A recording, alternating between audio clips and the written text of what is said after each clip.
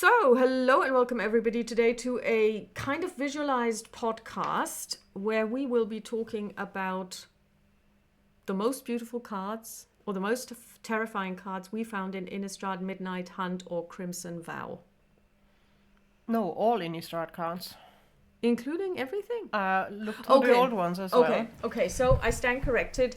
Across all of the relevant incarnations of Innistrad, we will be looking at the ones that we found the most intriguing, most beautiful, or most terrifying, or maybe everything all at once. Also giving our friends from Mana Critics a shout out because it was inspired by them always pointing out and picking their most favorite ones. And we started with this one, maybe more to come. Yes. And please go and watch their Fashions of Innistrad video, which to my mind is still the best one I've ever seen. It's an amazing video. And here we are with the first card. I mean, what can I say? It's a cat. We have two cutest cards, and this definitely is one of them because it's a kitten. It's a kitten. It's a mischievous catgeist. And I mean, I have cats myself, and this actually looks like a cat, including the claws and everything. This is a playing cat, and it's... I never get any knitting done, but I don't entirely mind. It's so cute. It is very, very cute, and it's kind of... Also, I never really looked at what it does. Whenever Mischievous Catgeist deals combat damage to a player, you draw a card. I think also we don't have the back at the moment, but the back is also quite impressive. Yeah, it's the cat's cradle kind of thing. Yeah. Then the next card we have, let's see, does this actually work? Is for you. Yeah, that's just the dog lover one that has also a lovely card, and that's the Paxong pup because it's a pup. It's a little wolf baby. So that is just also, I think, the other cutest. We couldn't really say which one is cuter. And a wolf pup is always dangerous because a wolf pup is never alone, which you can see in the card quite clearly with the eyes glowing up in the background because the family is there watching out for them. But he's clearly the leader of the pack. And also, what I just realized, every time there's combat on your turn, you put a +1/+1 counter on it, which stays. So when it does die... The counter stay. Yeah, and then you get life equal to its power. So we don't... I mean, this is one of the cards that I would... in my deck. You will have to face it. And I will have to kill it. And this is just so mean. But hey, I am a monster. I only have it once, so I can't play it more than one time. Okay, so those were the cutest cards. The next ones are the most terrifying. And there's just the one, and this is my card because I suffer from thalassophobia. I'm afraid of the big unknown that is the big blue sea. And I also really, I mean, this sums up everything. It's got high water, seas, a ship in peril, and some dreadlight monstrosity. Some kind of crab thing coming out of the ocean. This is a card that I find difficult to look at. And I've got it like so many times. I've got it more than 4 times. I'm never going to play it. And it does what it says on the tin. It's a dreadlight monstrosity, which is a 5/5. And you can stop it from being blocked. And it has ward too. So if you targeted this, you would have to pay an additional 2 for the spell to get off. Yeah. It's creepy as hell. But it's wonderful art. It's wonderful art, and it was painted by Jason Kang. So Jason, you set out to terrify us, and you did. Next up, we have the honorable mentions before we come to our favorites. Favorites, exactly. Because going through, I found quite a few cards that remind me of either movie or book or game or so on. So we wanted to point them out just curiously if you see it the same way as we do. So the first one is the Infernal Plunge, a lovely red card that totally reminds me of Assassin's Creed. If I wouldn't know it was from Innistrad deck, I would have guessed it's an Assassin's Creed card. And the text it has, "Oh mighty Grizzlebrand, scourge of the heatless world, gladly I consume myself for thee," and it basically just jumps off the cliffs into the fire, like it looks. And it just yelled Assassin's Creed. Yeah, it does. To me, so it would fit in that deck. Totally. I've actually never managed to play Assassin's Creed, but I've watched you play it, and where they jump off of the what are they called? Those spires where they sit and look down. Yeah, the towers basically. The towers, all the high points where they look around, and then you just jump, and then you usually fall into a hay or a sea or something like that. This feels exactly like it. And also, it is a beautiful card with a beautiful kind of like it's almost like a fire abyss. The only thing, this doesn't call Innistrad at all. No, it doesn't. It doesn't. So yeah, that's definitely a card that sticks out. Except it's got the leather and straps, which is clearly human. The what he's wearing. Yeah. Thanks to being pointed out that the clothing is quite clothing wise they fit. Yeah, but not the background. Rest, not really. Yeah. At least vibe wise, not really. I think. So the next one is a part 1.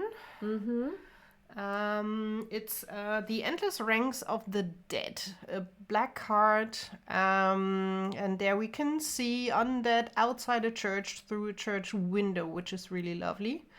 And the text is, "With Thraben's army recalled to its city walls, outlying villagers were left to fend for themselves." And it already looks quite dangerous desperately. Mm-hmm.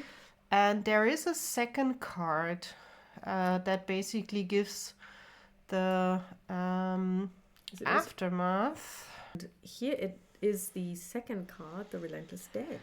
Exactly. So here we can see the same lovely window, but now it's broken. It looks like the background is on fire, and you see creepy crawlies coming through, and a lovely zombie at the forefront. So here's basically the aftermath when they broke through the window and are clawing their ways through all the and villagers it's also left. Not a transforming card. It's two separate cards. It's two separate cards. Wow. But both images are definitely together. I didn't check if the artist is the same. So the Relentless Dead is Ryan Yee. And this one is also Ryan Yee. Yeah, okay. Because they looked so the same. Yeah, so he was given the mandate to create both. That makes perfect sense. I mean, wow. And I rarely find cards where they clearly belong together, and it's really like two different scenes from a movie or a story. Yeah. So they really awesome. Yeah, stuck out as well. The next one is one that we both independently chose. This is Grant Wood, the painting where you have the two people before their farmhouse. And this is basically so Aaron Miller decided, I'm gonna do Grant Wood, but in zombie. I love the Rotten Reunion. Yeah. Also that Auden and Uncle Greyfield loved dinner guests. Not sure if they wanted to feast on the guests, but it's a perfect. It's just perfect. Yeah, and it's just great when art references art in this way. And it works perfectly. It does. It works perfectly. Next up is a card that I've actually just unboxed this week. It's Strength of Arms. You chose this one. Yes, because this yells Storm from Brain is Empty. X-Men. Exactly. Storm from X-Men. It with the pose, clearly not a sword in the hand, but with the pose and the hair going and the rather light eye color. I know, even though it's green and Storm has basically then white eyes, but it so reminded me of a pose. Also from some of the movie posters. So I would be curious if John Stanko, the artist, took inspiration out of maybe the movie or not. I actually think that probably he may have taken inspiration from it because it is the pose is very so close. I think. It's also very it's in your face. Mm-hmm. Yeah, this is the one we already saw. Then we've got Alchemist's Retrieval, and this just yells Ghostbusters to me. with the backpack basically sucking up the ghost. So here when I see the card in my mind, I hear the Ghostbusters music. Yeah. And the text, well, to most a terrifying apparition, to necro alchemist a potent fuel source. So they're using it for fuel. Also in Ghostbusters, they are like basically a energy. So Yes. so it really reminded me of that because it looks very futuristic as well. It does. It doesn't does. look very medieval. Yeah. Also, again, a card. When I look at the ghost, yes, Innistrad. When I look at the lady, definitely not Innistrad. Yeah, I agree. So this is also one that stuck out for our little collection. Whoops. This one is my one, and it is Bleed Dry. And it reminded me, when I first saw this, of a film called Risen with Lucy Liu. I want to say 2007, and we watched it together. And there is the one scene when Lucy Liu, who is turned into a vampire, big shock there, that's the story, feeds for the first time. She basically feeds on a hitchhiker she's picked up. And first of all, vampires in that scenario are very messy eaters. There is nothing beautiful or graceful about it. But basically, since she has been starving herself, she completely overeats, and she gets out of the car, and his blood is all over her torso and her clothes, and she's basically also got it down her chin. And this is what this reminded me of, and she really bled him dry in the movie. And this is just what vampires are. They're just animals, and terrible ones at that. Wipe your chin, child. We can't have Olivia thinking we're uncivilized. Anya Falconrath. Anya Falconrath, by the way, is my commander. Yeah. But I totally get that connection to the movie. Yeah. Next up we have... That is... Well, you just have to look at the Child of the Pack. It's a green-red card. I think the other side is not that important. Was the back side the granny? No, it's not. So Child of the Pack is basically Little Red Riding Hood in a little bit different version. So you have a little girl in a red dress sitting on top of the wolf. So she's basically together with the wolf, but it yelled Little Red Riding Hood to me. And it's a quite impressive card because she just, with the red dress, sticks out because everything else is more red, gray, brown, black, gray, brown, and she just... And it is very beautiful because she looks so serene. It's like she doesn't even feel that... She doesn't have to be afraid because she's got this guy with her. Yeah. But also, now I understand what mana critics always say. When you see the art blown up, you realize new things. I never saw that there was a deer, a dead deer in the background. I'm also still not sure. Her dress, it looks like there's blood on it. I'm not sure. Maybe it's just red stripes. It's okay. It's here at the cuffs. Yeah, at the cuffs and at the neck part. You can see also a little bit of red where there should be any red. Yeah. So, but it's a beautiful card, and it just sticks out. Yeah, it does. Red Riding Hood in the Innistrad world. It does. And this fits into the Innistrad story. verse. Absolutely. Absolutely. Yeah. Next up is the actual reverse of the same card, Creature Werewolf. She turns into the savage packmate. So now she's basically outgrown her dress. Yep. And her claws are another matter. And I mean, this is... She turned into the big bad wolf. She did turn into the big bad wolf. And again, it's a beautiful rendition of wolves in general with the moon in the background. I really like the atmosphere of this card. Also, as well. generally like the card to play, although I'm not playing red. So far I didn't put it in because I'm quite sure I have this card in my I believe you do, yes. deck. And this was the honorable mentions. So now we're going to talk about the ones that we were going to put together 5 each. And that included 5 cards to be that kind of like transform. So you might see 2 images but they are the same card, so this only counts as one card. Then we decided we couldn't stick with 5, so then we decided to have the cutest category, then the most nightmarish one, then the one that's honorable mentions. So I don't even know if we managed to reduce our most famous or most beloved ones to 5. I doubt we did, but we shall see. And we will start with you. Okay, I think I stuck to 5, but I'm not sure. So my first one that was without fail immediately, this is my top 5, and it has to be in there, is Fading Hope. It's a blue card. I just love the art of her slowly disintegrating, basically, and within a church. So you see the church or big cathedral in the background. And I just love how it's drawn and the hopeless feeling you basically have. So Fading Hope. Yeah. It's really, so Rowena Kai was the artist, or is the artist, and she nailed the name of the card. And also the text, at least I won't become one of those things. It fits perfect for Innistrad, for the world, and it's just a very hopeless but beautiful card. Yes, it is hopeless but beautiful. So this is always sticking out art-wise. And also the fact that it's kind of like blue in blue, and then you have like this light coming here, and it could be that this means something is already burning. It could be, because also her disintegrating looks a bit like flames sparking. So she, I think the artist left it open a little bit to have your own interpretation on what is happening with her. But it's a beautiful card. Yeah, I just love it.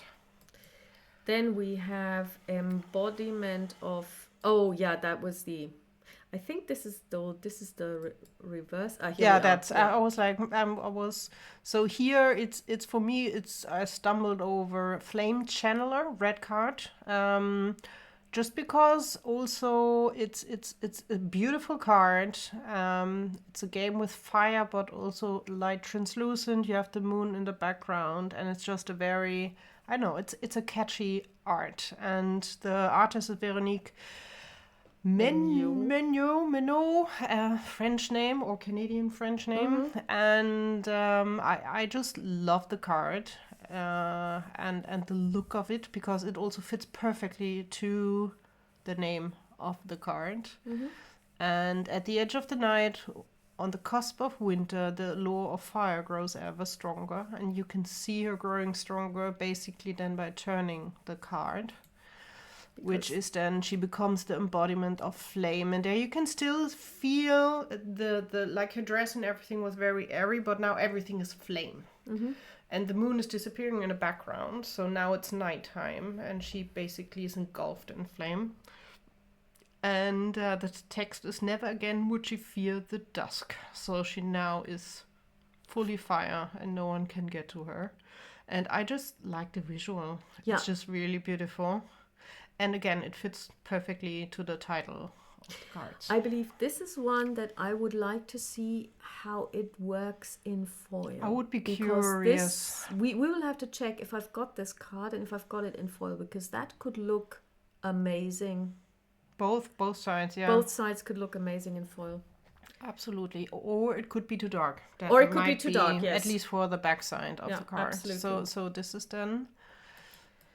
Next. The next one is also two-sided one, which was definitely a must-have as well. Ancestors Embrace. It's a white card, my card. I don't think I have it, I have to say. I will need to see. It might be that I have it. At least I don't have it in my deck. This is, I think, this is the first one. This is the one that you see during day. This is the front. That's right. So Kindly Ancestors is the front side, and you can see a granny knitting a veil or scarf or something like that. And if you look closer, you can see it looks like she's on a graveyard or something like that. And you see a statue or a ghost or something behind. Also, Granny looks ethereal, so she doesn't look really like human, but more like ghostly. And the text is, "You look cold, dearie." And the backside is then Ancestors Embrace, which shows a young woman herding sheep. And she's covered, or she has around her shoulder wrapped the veil or the scarf the granny was knitting. And it has then the text, "Thank you, grandmother, love you too," which is also just quite touching. Yes. And again, it also fits perfectly. And the artist is Justina Gill, and it's just beautiful. Yeah. And very serene and calm. Yeah. Which you can rarely see on the Innistrad cards. Usually there's action, blood, and here it's just really it's a nice thing. And there you can see also that not all ghosts are evil. Not all ghosts are evil, and I also think that this is kind of like because to me Innistrad always feels like they're constantly at war. They're either fighting the dark, or they're fighting the Eldrazi, or they're fighting each other. Even the vampires are never at peace. They're constantly fighting each other as well. And then you have those little pockets of peace, and they're just... And when they have them in Innistrad, they always nail them. It's incredible. Yeah. I mean, it's so evocative. And it has a little lambs and sheeps on there. It does. So, next one, I'm not sure if it's also the last one, is one that completely sticks out as well, is Late Rest. Green one, I definitely have it more than once, and I'm quite sure I have it in my deck as well. So, it's an enchantment card. We are not here to mourn the loss, we are here to celebrate the lives. And it's by Vesna Dawnhard Witch, and it shows... It looks like a witch circle or something like that, or at least, and you can see beautiful red, pink, white leaves. It reminds me a lot of the cherry blossoms, basically, when they're on the floor. But if you look closer in the middle of the circle, you can see the Dawnhard sign. Oh, okay. So the Dawnhard. My English again. The Dawnhard Witch it reminds me at least of the crown and the sign that she's wearing. It does. Because you can see it a little clearly with leaves. It's hard to get straight lines, but and it fits to basically the text because it's her. And I just love it because it's a quite colorful card with the green and the red. And it still plays in it's a bloody theme-ish because it's still the red there, and you don't know if maybe the leaves were white pink and the red is blood. You can't really see 100%. But it sticks out. Between all my other wolf cards, this is like, color again, because the wolf cards are mainly in the brown, black, grayish. And this really sticks out, which I love. We still have one more. This was an honorable mention. Okay, then I put it in the wrong category. So the Sheltering Boughs is still a beautiful card. I love it because this is a very hopeful card. It's a green card. And the text is, "We're not at odds with the wood. How could we be when we share so many enemies?" Again, Dawnhard Witch, another one, Meryl.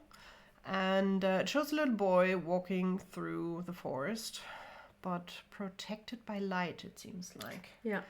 And Will of the Wisps. Yeah, maybe Will of the Wisps, little lights. And it reminded me totally of the movie Pan. It does. The setting, the feeling, so that's why it was, at least for me, an honorable mention. But it's a beautiful card. It's a hopeful card. And again, a piece...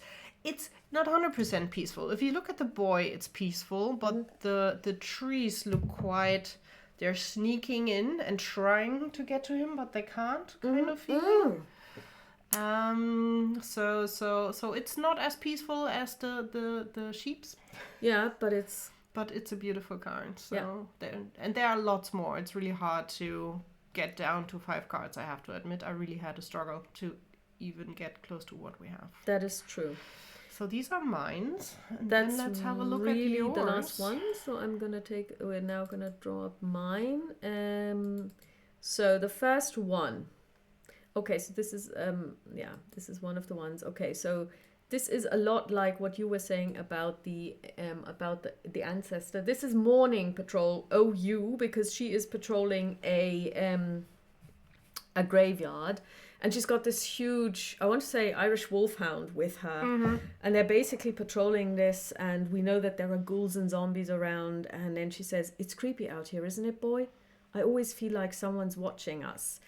And they've got vigilance, which also fits the theme. But then if this card dies, it's got a disturb cost for 3 and 1 white. You can actually bring it back to life, or so you think, because it comes back as morning apparition, and in this case it's actually OR, so it's the morning. This fighter for good has died, and she's now coming back as a ghost, but it's probably not even clear to me if she realizes that she's dead, because she says, you could see the spirits all along, couldn't you?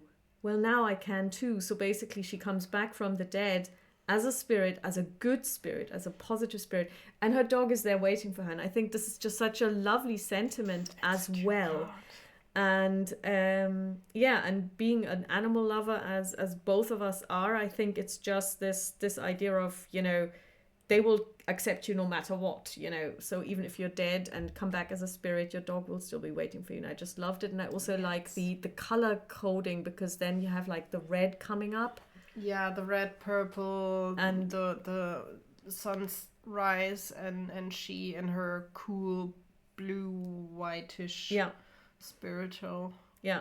So this is a beautiful card, and it's also I think they've captured the theme in the mechanics in the art, and this is really great. Gregor Polinsky. Okay. No, he great job.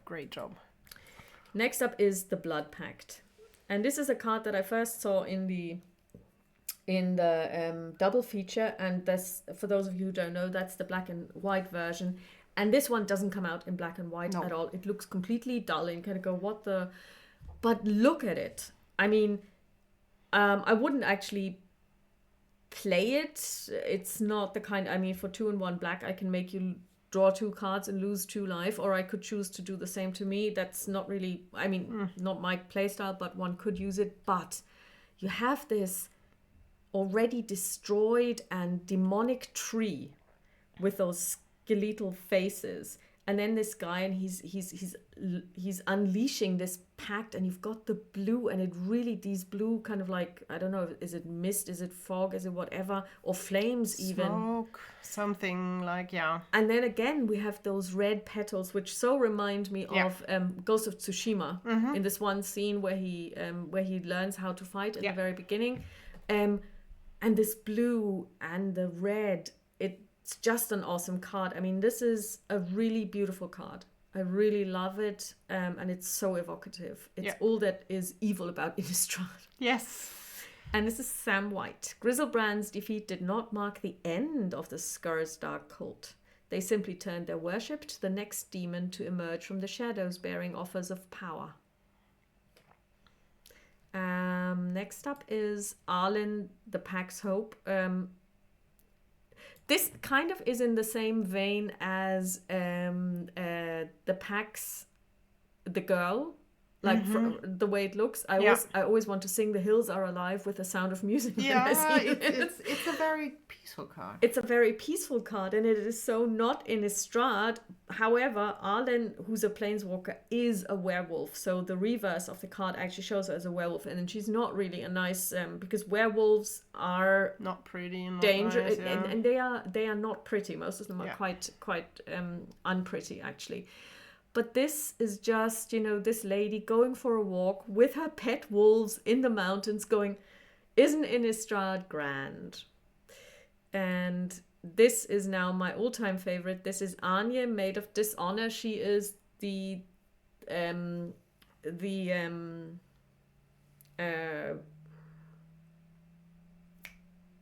she's the commander that I use to replace Edgar Markov, because Edgar Markov is the commander that comes with the commander deck for for Innistrad, and it doesn't work for me, but she does. And the story of this card is that Anya is a Falcon Wrath, and the Falcon Wraths are at odds with everybody else. And of course we've got Markov, Edgar Markov marrying Olivia Voldaren, and the Falcon Rats are off to do their own thing. And so in order to bind them to them, Olivia extends her hand of friendship, so to speak, to Anya and makes her maid of honor, which is an honor she cannot refuse. So she has to attend the wedding as the maid of honor. But on the website of Wizards, it actually says she follows her own agenda. So she obviously isn't down with any of this. And I just imagine these are the wedding festivities, and you can see it's mayhem everywhere. Everything has gone wrong. There is blood spilled. The werewolves have come in. You can see the red leaves again. You can see the red leaves again. I never realized that they are going through the cards and you can see them more often, because after we talked about the cards, there are more that have the red leaves in. And she's just sitting there going, you know what? This is all great because everything is going to plan. The wedding's off. The devils have crashed the wedding. There's a card called End the Festivities where the werewolves come in and gate crash. And for her, this is perfect because she wants chaos. And she also sits there. I mean, like, she has attitude. She's attitude, yeah. But she's calm in the midst of chaos. Yeah. She is not just enjoying, I have the feeling when I look at it. Yeah, and she's evil. I mean, and she's happy with it. She's cool with being evil. And I really like her, and I really like this. There's also alt art for this, which I don't like as much because this one is really in your face. What I find interesting also, the angle from where it's painted, because she's looking down to you. Mm-hmm.